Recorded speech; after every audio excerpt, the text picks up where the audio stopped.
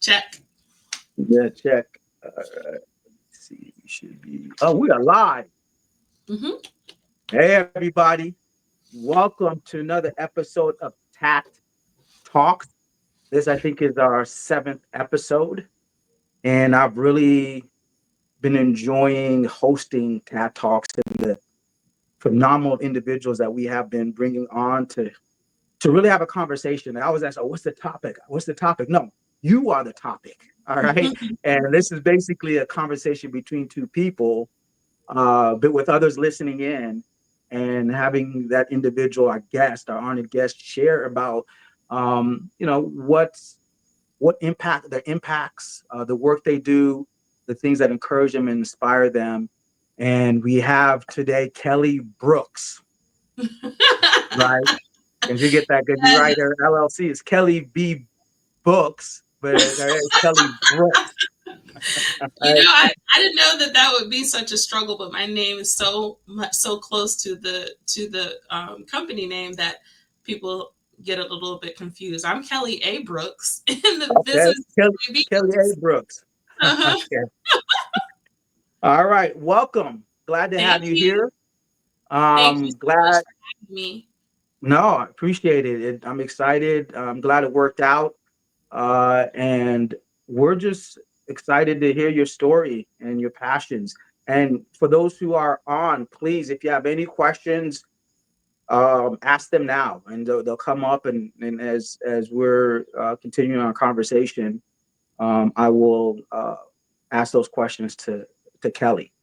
So, Kellie, we're going to start with with with all of my guests. I start like, just tell us about yourself, and what I mean about that. Just a few minutes about where you grew up, about your family, the neighborhoods. Have you lived in other places? The things you enjoy doing as a kid, or even enjoy doing now, because we just want to really personalize this Mhm. in a way to know who Kellie Brooks or Kellie A. Brooks is as a person.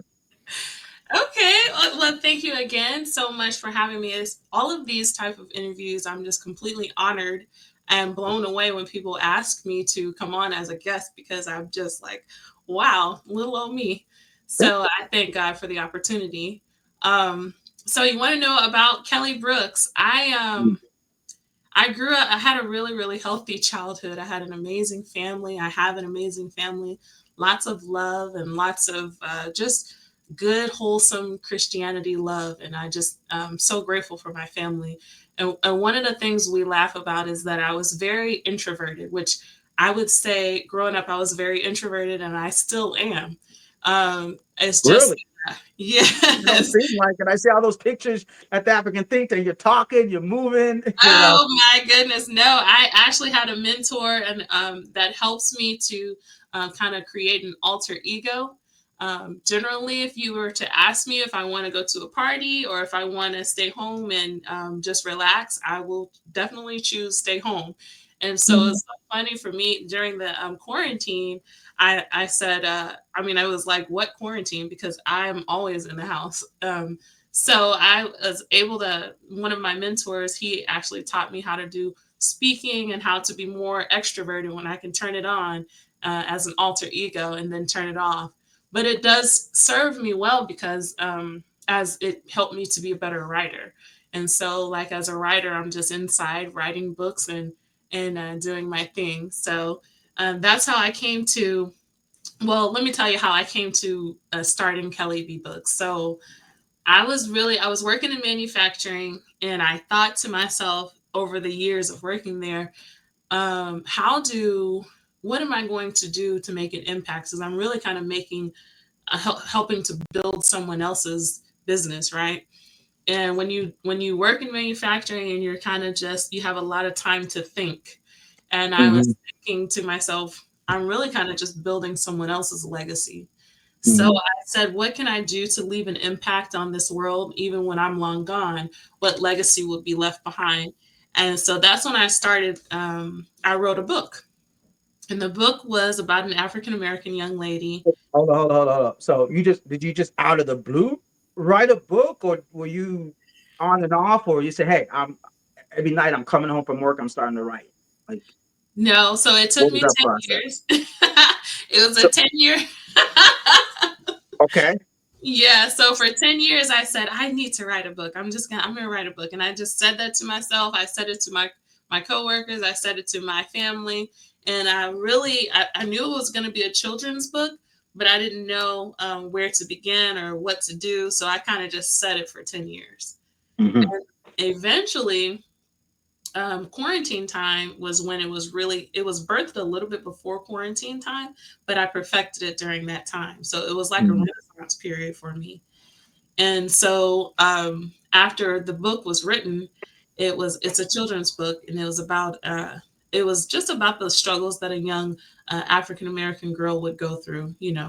Just different, and actually not even African American girl, just young girls, the things that we go through. And Hmm. so that was the way I thought to leave my legacy. So I would go to book signing events and do all types of promotion for my children's book, and So people, it's self-published. Was it? yes. Yeah. Okay. Hmm. Yeah. Which it was a very gruesome process because you had to learn what to do and what contract to sign and how to get an illustrator. It was a lot of figuring things out, especially before AI. Yes. Yeah. So when I would go to those book signing events, everyone would ask me, a lot of people would say, "Hey, I have a story to tell, and I don't know where to begin. I don't know how to get started on my book." And particularly within the our community, there's so many stories out there and so much legacy to be left behind. So I told myself, if I hear that one more time, I'm going to start a business. And Hmm. so that's exactly what I did. After I heard it one more time, I started Kelly B Books. So I want to step back on the process Hmm. of right. Well, let me first of all, when you were focused a children's book for young girls and particularly African American girls, could you talk about one or two of the things that you put in that book that concern girls or African American girls, and is that something I'm sure it's something that you've lived out, so you poured that into the children's book. Yeah. So it's so funny because Like, I told that them mama back there? I told them what I was going to be doing, so they just make it a point to come in here at I that same. know. Hey, hey, mama.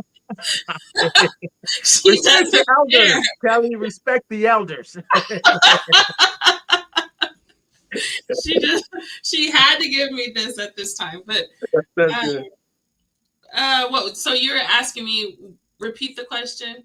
Yeah, so in the book, the children's book that was Oh, focused on Africa, like what are one or two things that you wanted to put in that book or that's in that book because it meant a lot to you? okay. So the book is not based off of a true story. It's not my story. I just know that a lot of young girls struggle with fear. So it's about her facing her fear. Mm-hmm. And in the story, her grandmother was fighting breast cancer. This is actually true for me. My grandmother did have breast cancer, and she was a survivor actually, and she had four sisters that also had or three sisters, and she was the fourth one that had breast cancer. So it was a big deal in our family that she survived, and she had a single mastectomy. So she, of course, I had to put her in the story because she's like, I just really admire that, um, her tenacity and just her strength and her faith in God to get through that. It was just so beautiful to witness. But so her grandmother had breast cancer. She also was being bullied at school, and for her fashion sense, she was a little weird, a little different. And Mm-hmm. so one day she came home and her mother was she was sewing a dress made out of the same cloth that her grandmother used, wrapped around her head as she was fighting breast cancer. As you lose your hair, so she had a wrap around her hair. So her mother used that same cloth to create a dress for her. And so the story was Okay. really not about the dress, it was about the confidence that she gained whenever she realized who she was, right? And so Mhm. next time the students were to bully her, it was nothing for her. She walked in with confidence. She had the strength that she harnessed from her grandmother to fight that sort of, to just become unwilling to accept the opinions of others. So I Mm-hmm. love the story. I love how she talks about her mom just being the best. That was one of my favorite lines. Uh, Mm-hmm. she walked into the classroom as courageous as a lion, as bold as a bear. Francesca was tired of crying. So, Mm. yeah, so in the end, that's the message that it sends to the young girls to just care nothing about the opinion of others. Value your faith, value yourself, and be confident. And Have it's no. over in overcoming fear and building Mhm, confidence. So you're doing two things at the same time or mhm. simultaneously.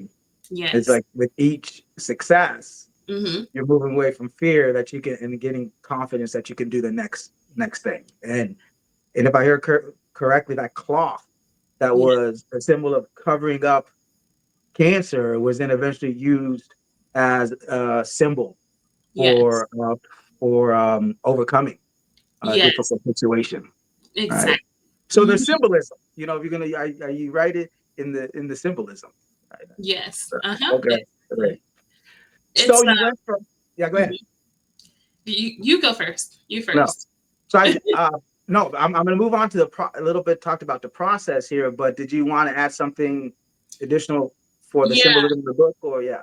No, I want to say that it's very interesting that I started off as a children's book author, and Kelly Okay. Peoples, we no longer do children's books. We only do business books.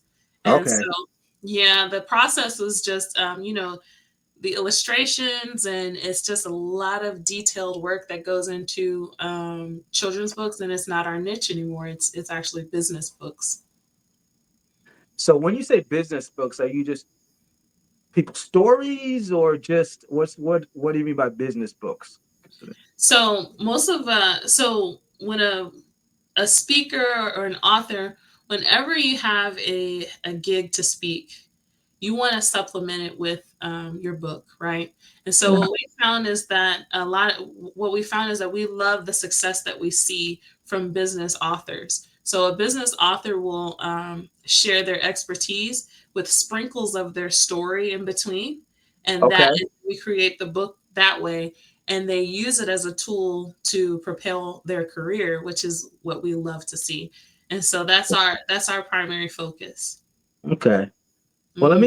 let me there's people making comments already. Hey, if you have comments, questions, please just start putting it up there so we can plug it in. And this is from Sanyu Danda. Excuse me if I said I the love name it. correctly, but I connected with her through LinkedIn just I think 2 days ago, and she's focused on children's books for African children. Oh, mention her And business. What's her business? yeah, Get on there. we definitely put on there. And I'm looking at it and look at her portfolio and excited about the work she's doing. And she writes, it sounds like Kellie's first book was a catalyst for others to think about publishing their stories. I also, meaning Sanu, I also self-published a children's book, and I want to publish a book too all the time, right?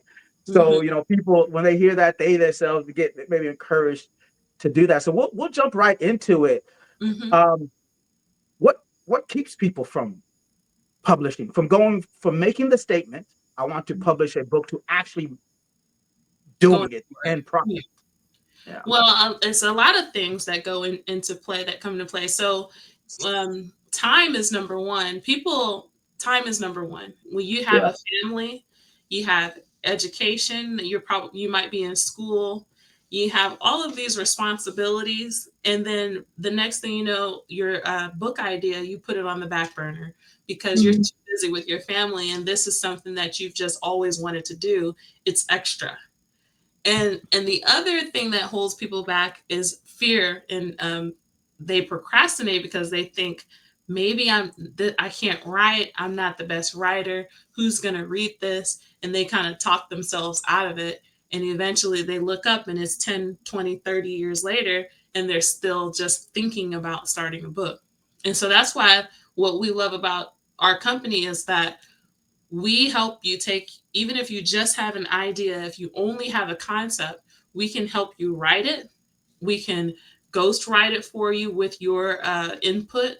You know, we kind of just take the recording of what your idea is, and we try to bring it to life that way. So is that ghostwriting? So someone records it and you Yeah. write it. So that's the term ghostwriting. And I want to get terms in there because again, we have an international audience, and so Mhm. certain terminology like to unpack for them to understand. So ghostwriting with that. Yes, so that's exactly what ghostwriting is. We'll take the recording. We select the best writer for your book because we want to maintain the voice, right? So if you're doing a book about this or that, we want to make sure that we maintain the voice of the client. And in doing so, we select the writer that would align with that client's vision, and they work alongside that writer because everybody's not the best writer. And so their voice, and we're just typing it, we're putting it into words what they're telling us. Mhm. Mhm. Okay. So and then you go. It's a back and forth Yes. process Yes, to it that. is. So we'll start with just the outline and making sure that is aligned with the person, with the client's vision. And then Yeah. we'll move to chapter one only so that we can make sure we're good. And then Mhm. we'll just keep going. Chapter two, three, four, five, six, seven, and eight, nine, 10. In the end, we end up with a 10 chapter book, about 150 pages on average. Oh, that's not bad. 150 pages. That's kind of the standard for most beginning books. That is Or, the standard. It has to be at least 75 pages before it can have like a proper spine. If not, it'll okay. look like a pamphlet. Okay. Okay. Hmm. Well, Martin Osei, he said, I need to make my appointment. Yes, you Is, do, is that the because his pastor? birthday is coming up and he has so much information. And before we jumped on, we were talking about this quote. Hmm. Um, it's an African proverb, and I don't know where it comes from. I just recently read this article who says when someone says it's African proverb, that's showing they're lazy. Like they're not saying where does it come from. It's not out in the ether. So I just put that in parentheses and I find out where it comes from. But it says when an old person or elderly person dies, it's like a library burning to the ground. Mm, Right. So we my have so much information, and particularly, within the Black community, the African American community, the African community. hmm. Do you find it, well, twofold here, that we need to be writing more, putting more information out there in many ways, whether it's through books, social media, through LinkedIn, through ways so that that can get out Yeah. and show your legacy. But Hmm. do you find it challenging for people within the Black community to write, to find the time to write books, or what do you see Um, there? Not particularly the Black community, everyone, because Everyone. that's, yeah, Yeah. everyone struggles with the writing portion, and that's what we relieve them of, right? So, like Mr. Osei, Pastor Osei, right? He, Yes. I That's love him. He is a wealth of knowledge. He's just a great guy, and so I know he has a lot to say. He has a beautiful story, but the writing portion is usually what is sometimes what holds people back. okay. And you're right. I think everybody in general. I think I Mhm. was honing in with, in particularly, the African community, is because that's where my passion Yeah, lies, about telling our stories. Because if you don't write your own stories, or you don't like the stories that's written about you, then you need to write it yourself. yeah. I think Um, you yeah. touched on that one at one of our African think tank events. How there was this narrative created by the United States. I don't know who created it, but there Mhm. was a narrative that we once held about African people, and it was about 20 years ago, where our ideas of what Africa was were just not right. Mhm. They were Mhm. just the narrative that was created was just that it was not a place to live. It was not a beautiful continent, And then um, I don't know when this turn happened, but the music, the culture, everything is now being embraced. I think within the last 5 years or so, there's a new narrative, and because the story wasn't told correctly, that's why the idea of Africa was wrong. So now, Hmm. I mean, we're just, I mean, I've been telling everybody for a long time. Yeah, I yeah, love the African culture. I love everything about yeah, it, the music, the food, the everything. So yeah. it's Finance. all about a Um, story. there's a quote by Chinwe Achebe. He's Nigerian author. As you were talking, came to mind, and I have it here. Writing has always been a serious business for me. Hmm. I felt it was a moral obligation. A major concern of the time was the absence of the African voice. Being part of the dialogue meant not only sitting at the table, but effectively telling the African story from an African perspective in full earshot of the world. So just that sums up just what you were sharing. And so I think that quote ties across anybody who's Right. wanting to write, because it Yeah. has to be a serious business, right? It's serious in the sense that, like, I am putting my ideas and my thoughts and my heart Mhm. into words so that other people can read it and it will be a legacy. Is that Exactly. serious? It's a business, and one aspect, because you have taken that and made it into a business that encourages others to also write, and it's a moral obligation. Would you say it's a moral obligation I as a think writer? I think so, because like you said, like we were discussing, once you're gone, all of that is gone. And so if you have it written, you're carrying on years and years of heritage and legacy. And so it is like our responsibility. Even the disciples, they wrote about Jesus Christ. Mm-hmm.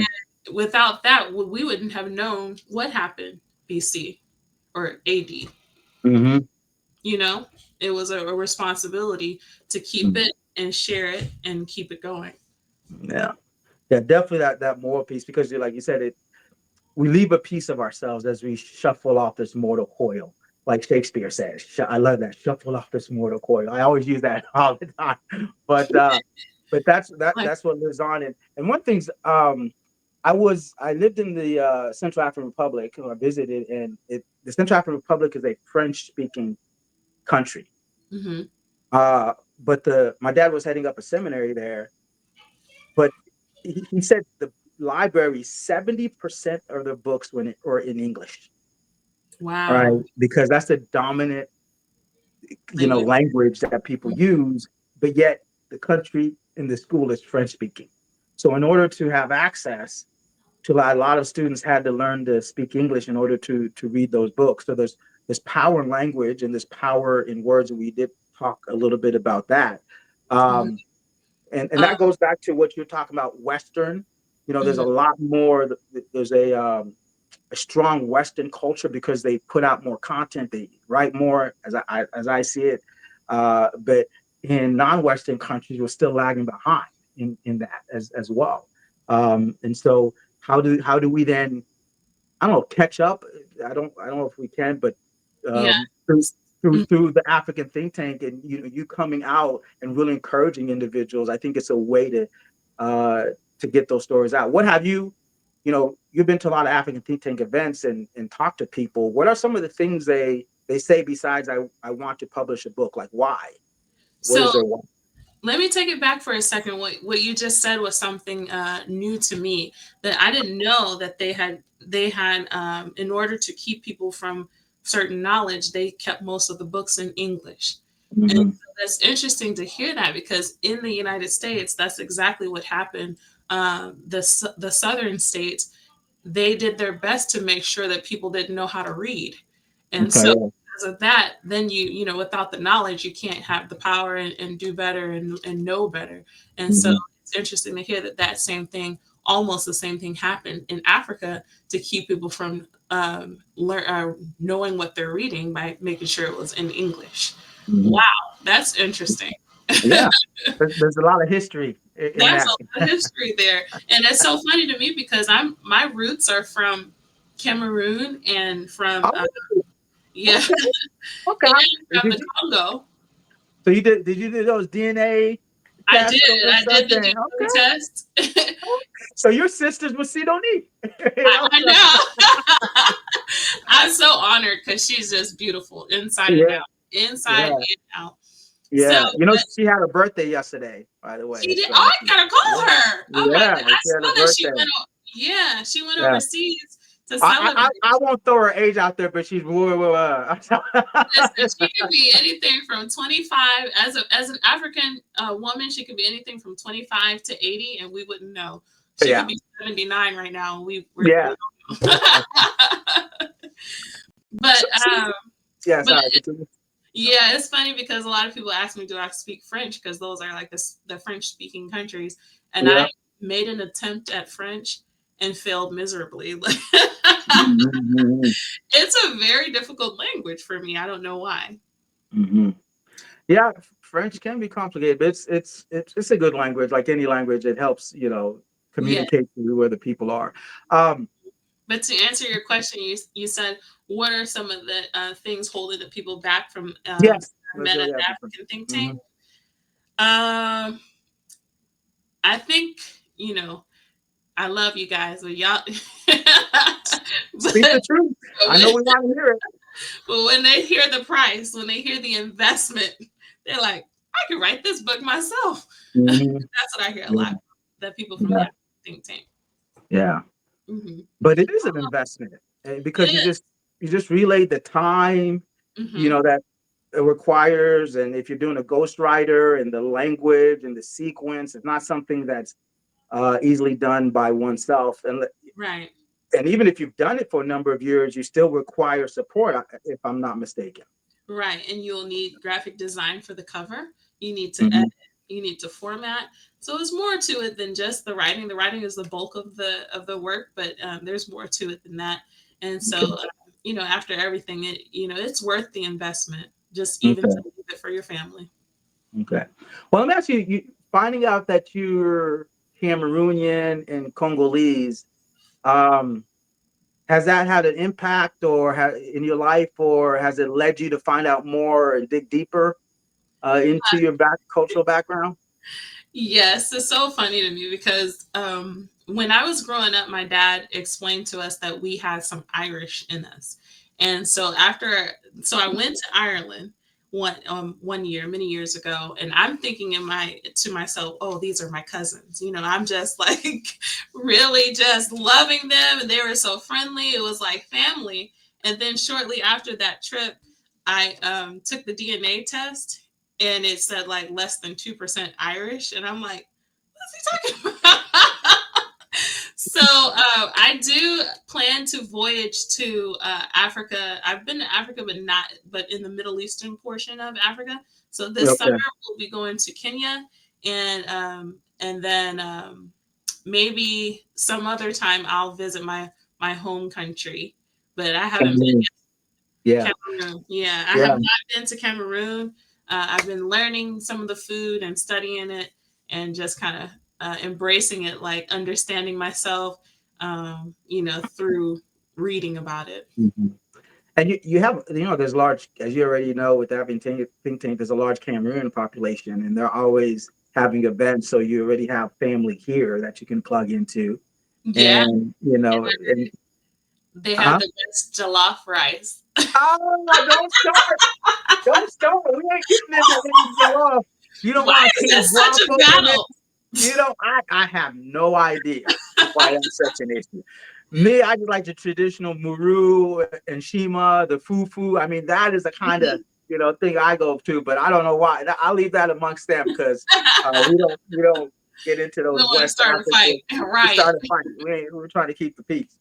Um, so financially, you said that's some of the challenges Mhm. that people have. What ways, you may have already shared this, what ways you convince them that this is a good long-term investment? Well, one of the things that we offer is a payment plan. So it could be as low as $200 a month until you finished. I've seen it that low. I've seen it, so it's very doable. So we offer Mhm. that as an option for them to help get jump started. Really, just a $97 consultation, which we would actually, if you move forward with us, we give you the $97 back. We subtract it from the bottom line. So really, anyone can be an author. Okay. Um, so let me ask you, if you want to share, what would be the ballpark? Is that depending on how long it takes, how quickly someone moves through? What would be the ballpark that someone would be looking as an investment to So this? that's what we discuss at the discovery session, because Okay. everyone has some people have written half of their book, or some people have more to their concept than others, and some people have absolutely nothing. So there Okay. is a range. It Okay. depends on where they are. All right. And how much they want to put in it and the content, everything else Yes. like Uh-huh. that. So when you speak of it, um, can you speak of some success stories of individuals who invested and worked with Kelly B Books? Yes. So since we do a lot of ghostwriting, we can't actually say we wrote this book, because Okay. they're the writers of the book. We just supported them in it, right? So I can't tell all of them. I can tell you some that we had no part in the writing portion. And Mr. Kevin D. Williams, I don't know if you remember him. He He came, right? You guys did Yes. a joint. Okay, yes. He was one of the more successful clients. He sold over 6,000 books, or I think Wow. he's at 6,000 by now. And that was really, I mean, it's just completely propelled his career. And he often tells the story of when he did a speaking event one time. They asked him if he had something to supplement his speaking, and he recommended another book that because he wasn't an author at the time. And so when he recommended another book, he sold that book 250 copies of someone else's book. And By so, mentioning it during his talk. Right. yeah. All So right. once he became an author, he used that as a tool to supplement his speaking abilities, his speaking opportunities, and that propelled him so much. So that's one of them. Okay. Okay. Um, Let me think. We have another client.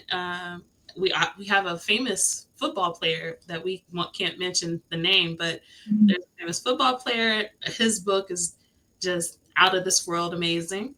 Um, let's see. There was one young lady who did a book about divorce. She grew up in a family where her parents got along and co-parent very, very well, even though they were separated. And it had tremendous success for her career. She majored in sociology, and so that helped her in that respect. Uh, Mhm. we have one client, Hearts of Light, I believe it was called. She is a counselor, and she uses her book to supplement her counseling services. So, Okay.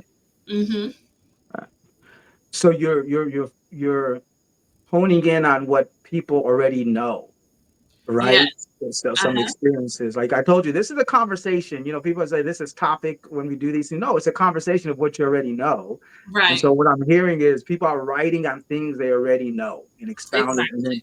and then discovering new things as they go through this process. Exactly. Right. And Yeah. usually, so they say statistically, if you've been in a career over 6 years, you're considered an expert. So when Okay. I ask someone, how long have you been doing that? And they say over 6 years, they're an expert, and they probably have plenty to say and plenty to write about in Hmm. regards to whatever subject. Yeah. And they just haven't taken the step to actually put in pen to paper, Right. basically. All right. Yeah. Um, let's talk about challenges. What has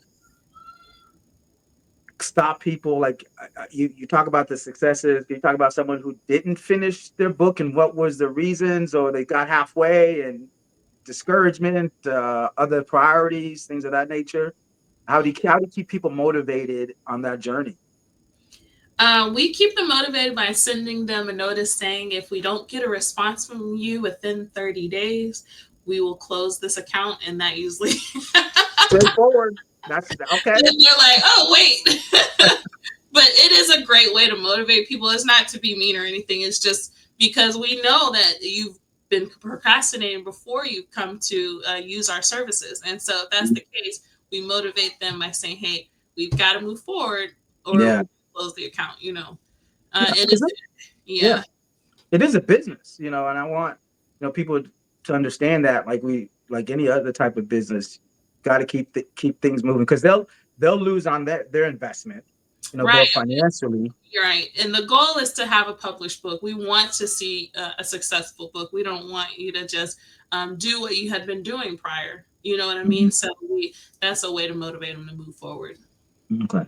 So once someone publishes their book, what are the next steps of getting the book to an audience in the hands of people or marketing? Mhm. Is that a piece of your work? So we realized that that was something that a lot of people needed, right? We're not a marketing company, so we partnered with a gentleman who does PR. He's very good. He's had over, I'd say, over 50 clients go viral, and so Okay. we partnered with him, and we offer that as an add-on to your book once you're finished with your book, and we'll do some public relations. Does that also include the signing? What do you call it? The book signing. Um, Book signing events. Uh, I'm glad you asked, and that yeah. that was just recent. That's another partnership that we just recently picked up because that's one of the things we want you to do.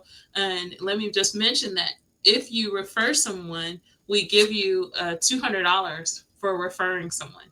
And so Oh. if you refer 5 people and they sign up for our services, those 5, you get $1,000. That's easy. And so Mhm. what we've done, yes, we have partnered with an event planning company, and they will help you do your first book signing event. That's another add-on. Mhm. Okay. So do some of these are your clients also multiple authors, so they'll write one book, find the process is pretty good, or they had really nothing to fear. Do they tend to write another book? They do. And Yeah. they tend to refer our services. That's really the bulk of our clients because they realize how easy it was. You know, they're like, whoa, actually, I have another one. And so Hmm. sometimes they'll write one that's specifically for their career. And then they kind of do a little bit more personal on the second one, or, whichever one they had been dreaming of doing, they do it first. And then they might change the subject. Like we have one that's doing reverse mortgage, and then the next one will be about another part of the mortgage industry. So, Okay. hmm, So they basically break it into segments that yeah, could be yes, they can do five, it like six, 7 books.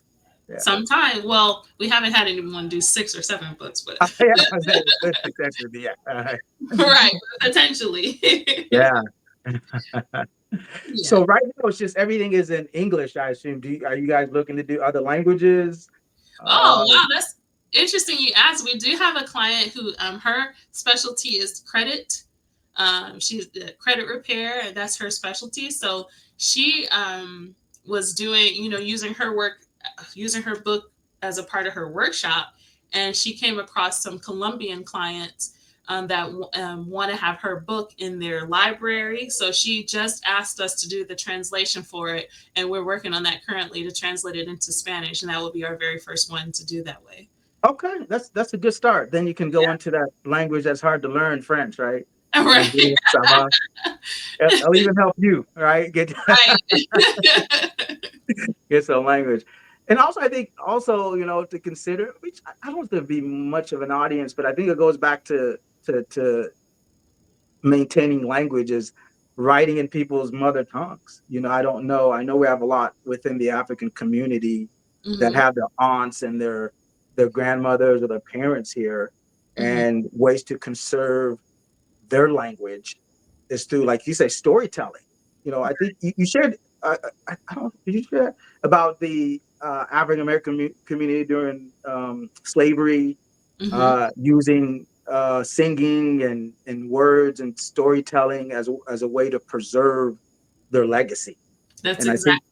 Hmm. yeah, and I think that's one of the things that within the African community that we also try to write more in the indigenous languages, because as they disappear, uh, then some people can look back onto it and continue to hold the legacy in that. Because language is funny too, right? There's certain words that Yeah. are stronger or have more impact than Right. others.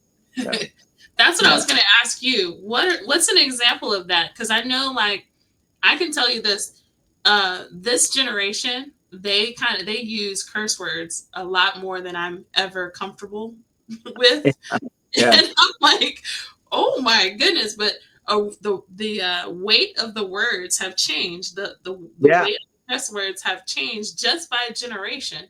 And Yeah. so, what's an example of that in the French language, where the word meant something else back then, and now it means something different in English? What's an Uh, example of that?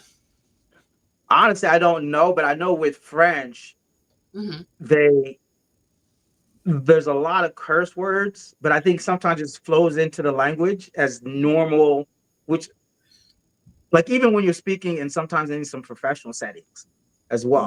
Where Really? here you may still, if someone's having conversation, they may throw in curse words like to your point more than this comfortable, but really Mhm. have to distinguish between a business setting and a casual setting. Right. Where my limited time in France, it seemed like it didn't matter whether uh, Oh it was wow. a business session or casual setting, nonetheless. In my tribal language, Hmm. Gambai, where I'm from, is when we were um, growing up here, my parents spoke Gambai, our tribal language, and they did it on purpose so that when we moved home, that at least we could follow conversation, even though we did not respond in Gambai. And over the last few years, for me, I've been really looking at Gambai. I have a Bible in Gambai, and I look at it and I read it. Hmm. It's Wow. terrible. If I read it to fellow people from Chad, they'd be like, okay, you don't speak Gumbai very well, but but there's a lot of things to unlock Hmm. uh, in words. Um, Hmm. so so can you tell us anything else that I missed in the process of publishing books that I didn't ask? Because again, I don't know how the whole process works. So if there's some points that you want to definitely make clear Yeah, or share with individuals, please sure. do. So this is when. So once the manuscript, which is the writing, the content of the book is finished, that's Mhm. when Kelly B Books takes it from there. So the challenge that people a lot of times they ask, well, how do I get a copyright? How do I get Yeah. a barcode and all of those things? We take care of all of those things. So while you're selecting your book cover and working with the graphic designer to finish the book cover, that's when we're doing all of that type of thing behind the scenes, getting the copyright, getting the formatting, getting the editing, and getting the ISBN, which is what they're going to use to sell the book. So Mhm. that's a very common question that we get. Mhm. Yeah, I just got another It says LinkedIn user. It said, I missed the first 30 minutes of this conversation, but I would like to follow up with Kelly. Oh, Definitely do. We'll put all her information, all her links, reach out to her. She's very passionate what's their name? about it. Just says LinkedIn user. So I don't know. They don't have a name here. Okay, hey Um, LinkedIn user. yes. You can, I think we should be able to write your email and information to get a hold of you directly. Okay, Um, yeah, it's kellybooks.com/contact. It's very easy. Just schedule an appointment. okay. All right. Mhm. Uh, Maybe one last question. We got about 12 minutes still. Okay, Um, let's I think keep going, yeah, I think going back to what are projects that you would like to engage in with your storytelling? So like you do business, but you like do history. You moved away from children's books. You're doing more business. Would you like history? I talked about poetry. I love poetry. Or you guys are just on business type of books. We can. I mean, it's not our specialty. We like to stick with our specialty. We've Hmm. had some that, well, a handful of them that have done devotionals, which I love. That's kind of close to my heart, so I'm okay with we're okay with doing that. Uh, Okay. we definitely just don't do children's books. It's a whole different world, and I can say Yeah. I have a friend that it's a whole different process to it. So I do have a colleague slash friend that does specifically children's books, But yeah, we just stick with the business books for the most part, but we can do others. I was thinking we could venture off and do maybe some cookbooks that would require professional photography, to capture the pictures of the recipes and everything. So it's something to explore, but we like to stick with our niche.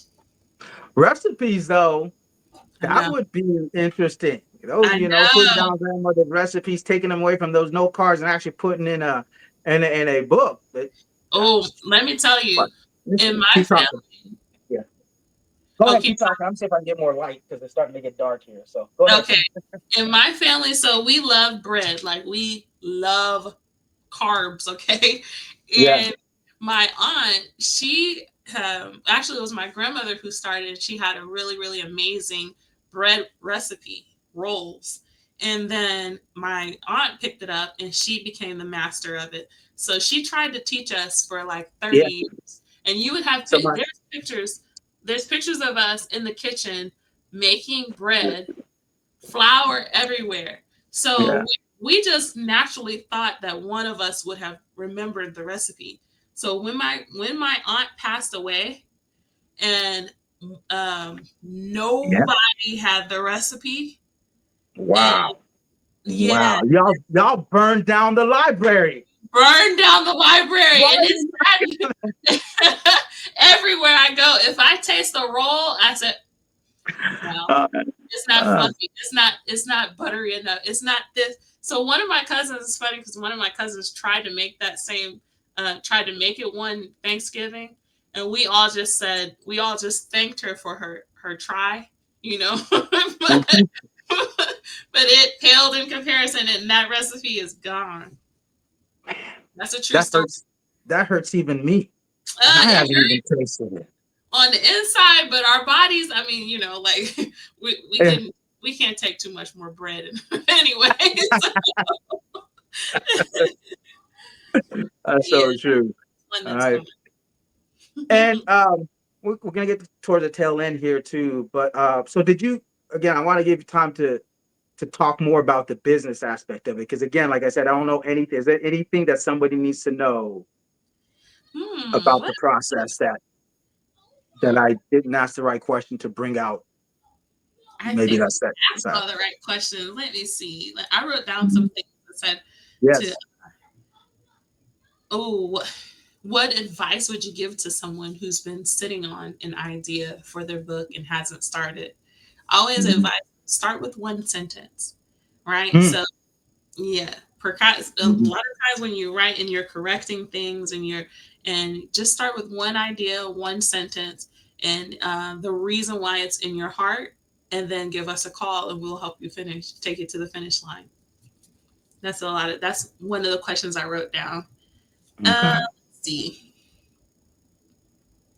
How do I incorporate faith into my business? That's something you didn't ask me. This is just some Yeah. random questions I thought maybe you might mention.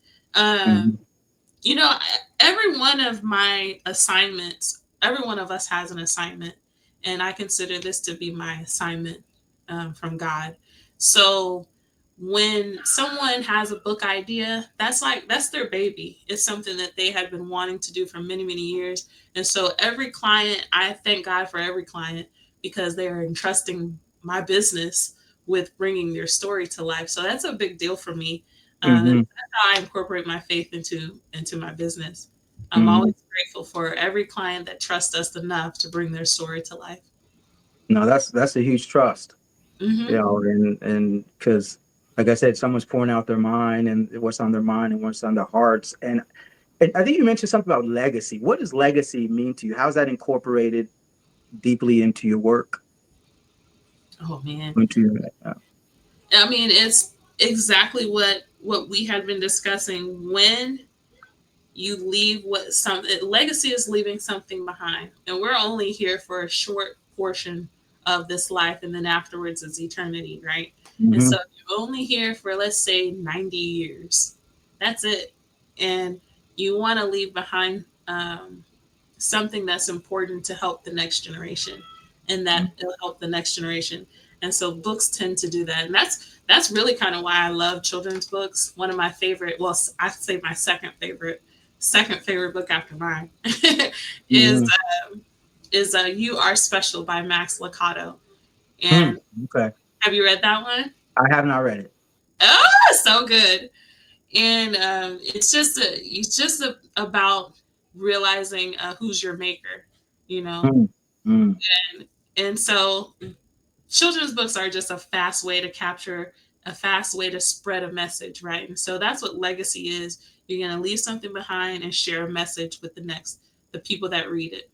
Hmm. Hmm. Hmm. Encouragement, legacy.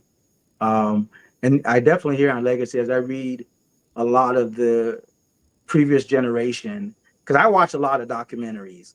And I need to get back into reading. I remember in college I was reading 2 books a month. I really enjoyed it. And I wrote a book just out of whim. I think it was 230 pages. What? Um, it's just a project I did. It's somewhere, and I did it because I read so much, and I was like, oh, I can try to do this. So I jumped on a computer and I did it. And it was You just a gotta story. publish It had nothing to do with business. It was just a story thing. it. And so Hmm. hearing you say that, maybe I'll go find it and dust it off and see, what I can do. But What um, was the subject?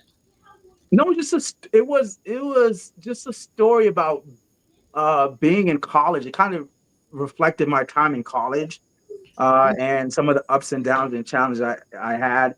Mm-hmm. And so that's basically then, like I shared, I wrote a lot of poetry. Hmm. And now I'm getting more into writing.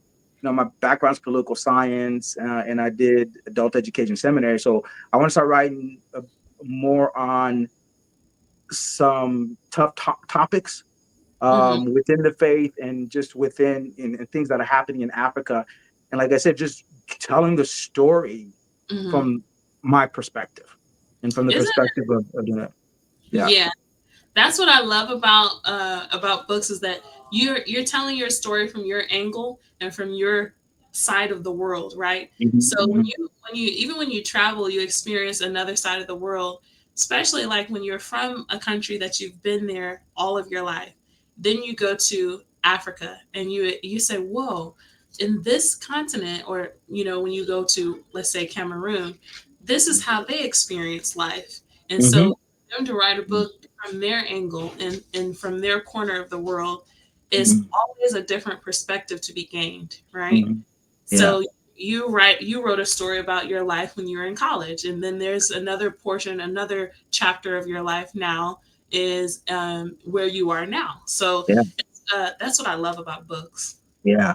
And Hmm. a lot of that, also cultural diversity and cultural tension, because I know a lot about the U.S. and this country has been very good to me. I know a lot of its history, the Constitution, founding fathers, but also finding the truth in a lot of that stuff. And then, taking from the part of the world I am, and you see a lot of similarities because at the end of the day, people are people, and they go Yeah. through a lot of the similar struggles, just in a different vantage point in a different scenario. And I think for me personally, seeing that, has really said, oh, this is a human being. What is the human characteristic that they're challenged with, that they're getting through it? Because I think it's also a struggle as you write. And I want to read this quote by, again, Ashebe. He writes, writing is like wrestling. You are Hmm. wrestling with ideas and with the story. There's a lot of energy required. At the same time, it is exciting. So it is both difficult and easy. What you must accept is that your life is not going to be the same while you are writing.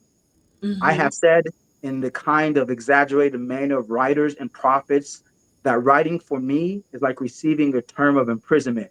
You know that's you know that's what you're in for whatever time it takes.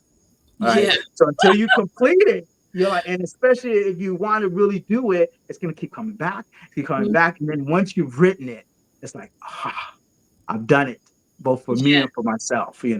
Do you share that sentiment a little I bit? do, and that's actually the best part. So what you're saying, oh my goodness, that's why I don't write as much anymore. We have a team of writers Yeah. because it is imprisonment. It's so funny to me because it is exactly like that until you're finished. All But the right. best part, once the author is finished with their book, and we get to see them when it first, when it prints and it first arrives at their home or they sell their first book. That's like the highlight of doing what we do. Yeah. Finally finish that book and they're released, right? And then excitement to get those. I've seen those things where people, oh, here's my book, here's my name on it and stuff. One more Yeah. question about your team of writers. How do you get a team of writers? Does it come from individuals who've written or people who've been in the profession for a Yeah, while? so just along the way, as I, being in this industry, you're discovering more and more people with their different talents. There's a lot of my writers are from New York University, which is, then we have Mm. some editors from there too. I have a colleague who has a podcast called Editor Knows Best. And so she introduced me Oh, to a lot of people. Yeah, I don't know if you know her. no, Um, I need to know her. Yeah, yeah. with that Oh, podcast. Yeah, yes, for yeah, sure. yeah. She, Tyra, she's amazing. Okay. And so she's introduced me to some people in the industry. And I know that everyone, when you write, everyone has a different style. So Mm-hmm. that's what we wanted to offer to the people, because if you say something like, he ain't no good, you don't Mm-hmm. want someone to edit that for he isn't any good. You know what I mean? You Mm-hmm. want to maintain the author's voice, and so that's why we had to find a selection of different styles of writers so that we can serve the people properly. Right. Yeah, that's based upon background, culture, Yeah, upbringing, right? exactly. So in terminology that they grew up in. So that's cool. Um, well, we're at 8:30, but Okay. I want to give you the last word again to share with people how they can get a hold of you and a word of encouragement or a way like yeah, word of encouragement and why it's important to share your story. Because I read about these other authors, but I want to hear what Kellie A. Brooks has to say so that we can quote from her Oh next no, time I interview somebody else. like I'm some sort of legend. Oh, you Um, are. You're gonna be now, dude. Thank you. What can Uh, I say to encourage people? Everything that I do is I try to live my life as closely to the Bible as possible. Not perfection, but just as closely to the Bible as possible. And Philippians 4:13 says you can do all things. And mm, so when we feel discouraged, that's the, like we talked about, it's a challenge in moving forward with sharing our legacy. The challenge can be overcome if you really believe that you can do all things. And so mm, that's what I want to leave the people with, saying that you can do it. You can become an author. You can have see your name and author right next to it. It's very, very much possible. mhm, mhm. You can That's cool. find us on my our website, kellybbooks.com/contact. So Mhm, just go to kellybbooks.com and it's one of the tabs in there to contact us and book mm, an appointment. And we will set up a discovery session with you and talk about your book idea. mhm. Man, thank you so much. I appreciate that. That was definitely enlightening for me. I think I'm gonna have to follow Martin Osei and get my appointment booked there. Guys, in the Sure. African think tank, first of all, Kellie has been coming to our events Hmm. and she is offering her services because she believes, yeah, it's a business, but she believes in leaving your legacy. And it sounds like they're definitely willing to work with you on that price range because anything you want, you're going to put a price to it, right? It's going to a cost. There's a cost in the Right. time and energy, but also to get this stuff out requires the team of writers, requires the editing. But at the end, you have such a great legacy or product that you can market and share with others. And if Mhm. it impacts people's lives, then It's- the investment was well worth it beyond this mortal coil, to quote Shakespeare again. Anyway, there Shakespeare. you go. Uh, but again, thank you so much again, Kellie, for joining us. Thanks I for having always say to our speakers, to our guests, we want to definitely bring you back as we unpack more of this. I'm sure there could be another hour conversation on a particular area of that. I think you do Zoom calls as well. I know you have some Zoom stuff that you do. Can you speak to that and how people can plug in, maybe get some sessions or? Yeah, so Yeah. we all of our the whole business is web based. So no matter where Okay. you are in the world, we're gonna meet via Zoom. We rarely meet in person just because we want to record it, and that's our Okay. notes. Okay. Every month, once a month, we have a webinar. If they want to check it out and want to get more comfortable with everything, check us out Mhm. on Eventbrite. We're on there to Good. schedule or to book a reservation. Actually, the website has a link to Mhm. reserve your spot for our webinar. So Great. that's monthly Yeah. So that means people, it doesn't, guys, it's not anybody just in the United States, it's around the world. So around the world. around the world. And if you're somebody in Africa who's looking for someone to help you get your book on paper, reach out to Kelly B Books, and she can help do that with technology and Zoom as well. And I love your the way you collaborate with people too, Oh, and I that do. is, yeah, that's very Yes. important. And like Mm-hmm. our sister uh Tanda said, I mean, you got to connect with her. Mm-hmm. There's another young lady, Erica from Ghana. She does children's books. They may find a way to pull you back in. I try to get out, but they pull me back in. No, And what so happened? I'm done with children's book. What will happen is I will be referring them. I do get a yeah, lot of people interested, and I say, "Oh, go talk to Erica Wakanga or whatever her yeah. last name is." Pardon me for saying it Yeah, wrong. Erica from Ghana and From Ghana. Tanda. I don't know where she's from, but we will Yeah, definitely put their stuff to get children's books. So that I love collaboration thing. collaborations, and Yeah. let me say this: my mentor always says one plus one is two, but one and one is 11. So collaborations it takes us further. So I love collaborations. Great, great. Again, thank you for your time. We could keep this conversation going, but I appreciate you. Again, thank you to everyone who joined TAT Talks. And I have somebody also great for next week, just as Kelly has been great for this session. I appreciate you. All right. Thank you. All Bye. right. Thank you. Bye, Bye. everybody.